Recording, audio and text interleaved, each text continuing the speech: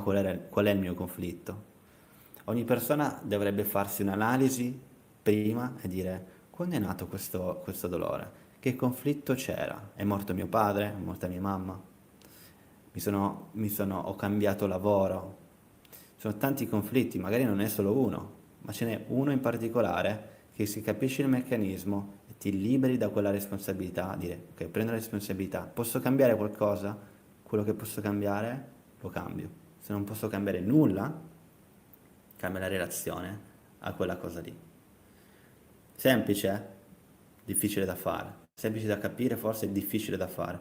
Ho ricevuto un commento tempo fa, qualche settimana fa, che mi diceva Alessio, ho capito tutto quello che dici nei tuoi video, ti ringrazio, è il fatto che è difficile farlo.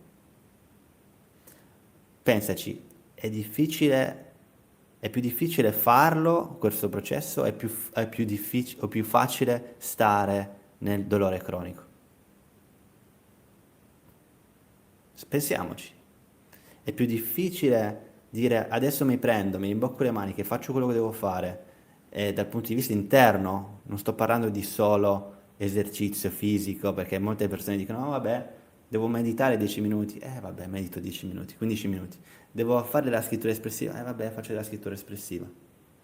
Ma non è quello che fai che cambia, è come lo fai, quello che porti su in superficie e quando capisci che c'è un conflitto, ti prendi la responsabilità di quel conflitto.